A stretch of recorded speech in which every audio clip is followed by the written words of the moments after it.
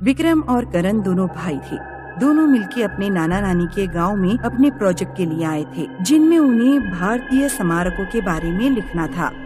गांव के पीछे एक छोटा सा पहाड़ था और उसमें एक पुराना सा किला। विक्रम और करण दोनों वहां जाना चाहते थे। बेटा, तुम लोग मुझसे कुछ भी मांग लो, मैं दे दूंगा, पर किले में जाने की इजाजत नहीं दे सकता। नाना जी, आप 21वीं सदी के होके भी ये सब भूत प्रेत की बातों पे विश्वास रखते हो? नानी, आप समझाओ ना इन्हें। इस प्रोजेक्ट में पास होना बहुत जरूरी है, मेरे और भैया के लिए। देखो बच्चों, तुम्हारे नाना का डराना बिल्कुल जायज है। इस गांव के कई नौजवान मरे हैं उस लाल चुड़ैल के चलते। तुम दोनों यहाँ जितनी मर्जी रह लो, पर किले में कभी मत जाना। विक्रम और करण को अपने नाना नानी को निराश नहीं करना था, पर जब से उन्हें किले में जाने से मना किया गया था, तब से उनके मन में उस किले के बारे में जानने की इच्छा और बढ़ गई थी। भैया, दिन भर हम गांव में घूमते रहते हैं। अगर हम बीच में थोड़ी देर के लिए किले पे चले जाएं, तो नाना नानी को कैसे पता चलेगा? छोटे, ये बात तो मैंने भी सोची थी, पर हमें किले तक लेके जाएगा कौन? पहाड़ का जंगल इतना घना है, हम जरूर खो जाएंगे। हाँ, और गांव वाले सब वहाँ जाने के लिए मना करते हैं। दोनों भाई गांव में चलते चलते ये सब बातें कर रहे थे। तभी उन्होंने देखा एक औरत पहाड़ की ओर चढ़ रही थी। वो भागकर उसके पीछे गए। सुनिए, जरा सुनिए, हमें ऐसे भागते हुए देख के डरिए मत, हम बस आपसे कुछ पूछना चाहते हैं। वो औरत कुछ नहीं बोलती, बस दोनों को देखती ही रहती है। फिर एक मीठी मुस्कान देती है, मानो कह रही हो कि पूछो, क्या पूछना है? आप पहाड़ के ऊपर जा रही हैं? वो औरत अपना सिर हिलाते हुए हाँ कहती है। पर इस पहाड़ के ऊपर एक चुड़ैल रहती है ना? वो औरत अपना सिर हिला के नहीं कहती है। वो आगे चलते हुए अपने हाथ से दोनों को बुलाती है और दोनों भाई उसके पीछे चल पड़ते हैं। दोनों भाई हंसते और बातें करते पहाड़ के ऊपर तक पहुंच जाते हैं। किले के आगे पहुंच के उन्होंने देखा कि वो औरत गायब हो गई थी। वाह, ये किला तो फोटो से कहीं ज्यादा सुंदर है। करण उत्सुकता से किले के अंदर जाने लगता है। अचानक किले के दरवाजे खुलते हैं और अंदर वो गूंगी औरत खड़ी है। आप अंदर कब गईं? हम तो आपको ढूंढ रहे थे। वो औरत अपना मुंह खोलती है और दोनों भाई दंग रह जाते हैं। उसका मुंह बहुत ही डरावना था। उसके दांत नुकीले लोमड़ी के जैसे थे और जीभ सांप के जैसे बीच में से कटी हुई थी। वो अपनी बहुत ही डरावनी आवाज में बोलती है, आओ, मेरे घर के अंदर आओ। भागो, ये तो चुड़ैल है, भागो भैया भागो। विक्रम और करण दोनों बहुत डर जाते हैं और भागने की कोशिश करते हैं।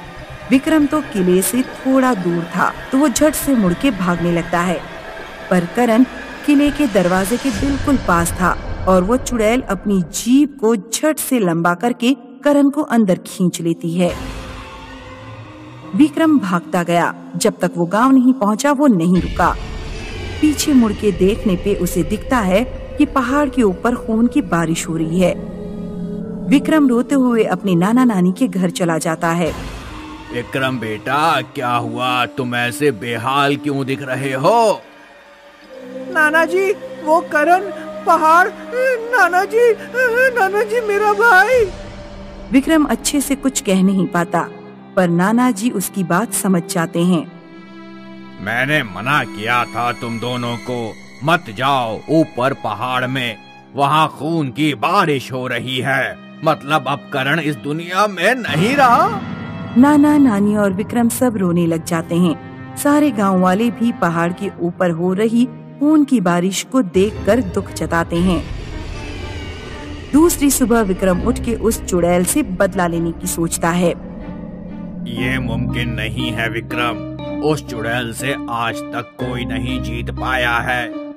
मैंने अपना छोटा भाई खोया है नाना जी, मैं कोशिश किए बिना तो हार नहीं मानने वाला। ठीक है, अगर तुमने ठान लिया है तो सुनो, उस चुड़ैल को अपने शिकार के खून से ताकत मिलती है और उसे पानी से डर लगता है।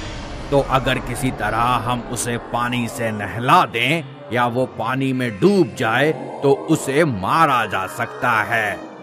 ये तो आसान है, बस किसी तरह उस किले तक बहुत सारा पानी ले जाना पड़ेगा। बेटा, अगर इतना आसान होता तो हम अभी तक मार चुके होते उसे। किसी भी प्रकार का पानी उस पहाड़ में जाते ही खून बन जाता है, इसलिए हम उसे कभी भी पानी से मार नहीं पाएंगे। ठीक है, मैं समझ गया। उसे गांव के अंदर ही पानी में डुबोना पड़ेगा। पर हम ऐसा करेंगे कैसे? विक्रम गांव वालों के साथ मिलकर पहाड़ के ठीक नीचे एक तालाब बनाता है और उस तालाब को पानी से भर के उसे पत्तों और झाड़ियों से ढक देता है। ये तालाब तो बना लिया, पर अब उस चुड़ैल को कैसे लाओगे यहाँ? उस दिन वो यहीं से ऊपर जा रही थी। मैं इंतजार करूंगा उसका। एक न एक दिन वो जरूर आएगी। विक्रम हर दिन जाके उस तालाब के पास बैठता था। हफ्ता बीत गया और वो चुड़ैल नहीं आई। विक्रम अब हार मानने लगा था कि एक दिन वो चुड़ैल उसी रास्ते से गुजरी। वो विक्रम को तालाब के सामने खड़ा देखकर उसके पास गई। आप पहाड़ के ऊपर जा रहे हो? चुड़ैल मुस्कुरा के उसे अपना हाथ देती है ताकि वो पहाड़ के ऊपर ले जा सके, पर विक्रम झट से उसका हाथ खींच लेता है और उसे छुपे हुए पानी के तालाब में गिरा देता है। ओह, बचाओ! पानी, पानी से निकालो! तुझे कोई नहीं बचाने आएगा। कुछ देर बाद चुड़ैल का छटपटाना बंद हो जाता है और वो उसी पानी में डूबकर पिघल जाती है। गांव वाले उस चुड़ैल से छुटकारा पाकर खुश हो जाते हैं और विक्रम का शुक्रिया अदा करते हैं। केरल में रंगापुर नाम का एक गांव था जहां रामानुज लोहार का परिवार रहता था। 15 साल पहले जब रामानुज की बेटी बहुत छोटी थी, तभी रामानुज की पत्नी गुजर गई थी। रामानुज घर, बाहर का काम और बेटी को अकेले नहीं संभाल पा रहा था, इसलिए मजबूरी में उसने दूसरा विवाह किया। बाद में रामानुज की दूसरी पत्नी से उसे एक बेटा भी हुआ। रामानुज की बेटी मीनाक्षी अपनी सौतेली माँ को पसंद नहीं करती थी। नकली माँ, मैं स्कूल जा रही हूँ। ठीक है बेटी, लेकिन पुलिया के पास। हाँ, मुझे सब पता है, अब अपना लेक्चर मत शुरू करो। पुरानी पुलिया के पास एक गुड़िया खड़ी होती है जो जवान लड़कियों को सफेद रंग के मीठे बताशे बांटती है। मैं उसके बताशे ना खाऊं क्योंकि वो बुढ़िया नहीं चुड़ैल है। यही बकना चाहती हो ना तुम? हाँ बेटी, मैं तुम्हारी सुरक्षा के लिए कह रही थी। तुम अपनी और अपने बेटे की सुरक्षा की चिंता करो, मेरे लिए मेरे पापा हैं। मीनाक्षी ने जोर से दरवाजा बंद किया और अपने स्कूल चली गई। रामानुज मीनाक्षी के ऐसे व्यवहार से परेशान था। उसकी कोशिश थी कि किसी तरह मीनाक्षी और लक्ष्मी प्यार से रहे, लेकिन वो मीनाक्षी के व्यवहार में कोई बदलाव नहीं ला पाया। मीनाक्षी घर में गुस्से में रहती थी, लेकिन घर से बाहर निकलते ही उसका व्यवहार सामान्य हो जाता। अरे ओ सुमन, बड़ी तेजी से भागी जा रही है। रुको, मैं भी आ रही हूँ। जल्दी आओ, मैं भी लेट हूँ और तुम भी लेट हो। प्रिंसिपल मैम डांटेंगी। प्रिंसिपल मैम की ऐसी की तैसी, एक थप्पड़ लगाऊंगी उनको। स्कूल से लौटते समय भी मीनाक्षी सुमन के साथ ही लौटा करती थी। तुझे पता है, पल्ले टोला वाली सोनम ने कल अपने भाई की गर्दन काट दी। गाँव के लोग कह रहे थे कि उसके अंदर डायन घुस गई है।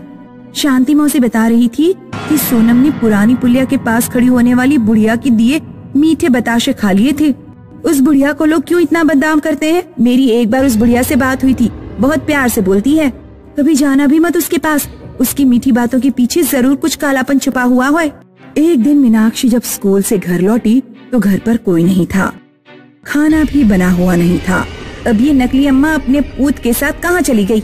मीनाक्षी ने गुस्से से अपना बस्ता फेंका और चीनी के डब्बे में पैसे ढूंढे, लेकिन उसमें कोई पैसा नहीं मिला। सारे पैसे भी लेकर चली गई है। काश मेरे अंदर भी डायन समा जाती तो इन दोनों अम्मा बेटों का काम तमाम कर देती। मीनाक्षी घर से निकलकर अपने पापा की दुकान की तरफ गई। मीनाक्षी के पापा मीनाक्षी से दुकान पर आने के लिए मना करते थे, क्योंकि दुकान घर से बहुत दूर थी और रास्ते में पुरानी पुलिया पड़ती थी जहाँ बताशे बांटने वाली बुढ़िया खड़ी होती थी। मीनाक्षी जब पुलिया के पास से गुजर रही थी तो उसे वही बुढ़िया दिखाई। आओ बेटी, मेरे पास आओ, मेरे मीठे बताशे खाकर जाओ। और बेटी, आ जाओ, मेरे पास आओ। मीनाक्षी को भूख लग रही थी और उसे मीठी चीजें पसंद थी। वो बुढ़िया के पास चली गई। अम्मा, मेरे पास पैसे नहीं हैं, फ्री में खिलाओगी तो खा लूंगी। पैसे मैं किसी से नहीं मांगती, भूखे लोगों का पेट भरने में मुझे संतुष्टि मिलती है। तुम बहुत सुंदर हो। क्या नाम है तुम्हारा? बुढ़िया की मीठी बातें मीनाक्षी को भा गईं। वो अपने पापा की दुकान भूलकर बुढ़िया के साथ चल दी। बुढ़िया ने मीनाक्षी को आधे किलो बताशे खिला दिए और उसे अपनी कोठरी में बिठा दिया। बताशे खाने के बाद मीनाक्षी का सिर घूमने लगा। उसने देखा कि बुढ़िया का रूप बदल गया है और वो एक भयानक चुड़ैल बन गई है। डरो मत मीनाक्षी रानी, अब तुम पूरी तरह मेरे कब्जे में हो। मेरे बताशे खाकर तुम्हारे अंदर मेरे जैसी शैतानी शक्ति आ गई होगी। अब तुम कम से कम 3 सर काट के लेकर आओ, फिर अंत में मैं तुम्हारा सिर काट दूंगी। सम्मोहित हुई मीनाक्षी अपने घर पहुंची। उसकी माँ ने पूछा, मीनाक्षी कहाँ चली गई थी? पहले ये बताओ तुम कहाँ चली गई थी? सोनू की आज तबीयत बिगड़ गई थी, उसी को लेकर मैं डॉक्टर के पास गई थी। मैंने तुम्हारे लिए खाना बना दिया है, अगर भूख लग रही हो तो खा लो। मुझे भूख नहीं है। मीनाक्षी अपने बिस्तर पर जाकर सो गई। रात में जब सारे लोग सो गए तो मीनाक्षी उठी। उसने किचन में जाकर हंसिया उठाया और अपने सौतेले भाई की चारपाई के पास गई। मीनाक्षी अपने भाई की गर्दन काटने वाली थी, लेकिन रामानुज की आंख खुल गई और वो चीख पड़ा। मीनाक्षी, क्या कर रही हो? मीनाक्षी कुछ नहीं बोली और चुपचाप अपने कमरे में जाकर दोबारा सो गई। कुछ घंटे बाद वो फिर उठी और इस बार हंसिया लेकर अपनी माँ की चारपाई के पास गई। मीनाक्षी लक्ष्मी की गर्दन उड़ाने वाली थी, लेकिन रामानुज बीच में कूद पड़ा और उसका एक हाथ कटकर गिर गया। रामानुज ने अपने दूसरे हाथ से मीनाक्षी को धक्का दिया और मीनाक्षी कुछ दूर जाकर गिर पड़ी। लक्ष्मी और सोनू जाग गए। वे रामानुज को लेकर बाहर भाग गए। गांव में शिवनाथ नाम का एक वैद्य रहता था, जो साधारण चिकित्सा तो जानता था, साथ में तंत्र मंत्र भी जानता था। लक्ष्मी और सोनू रामानुज को लेकर शिवनाथ के पास पहुँचे।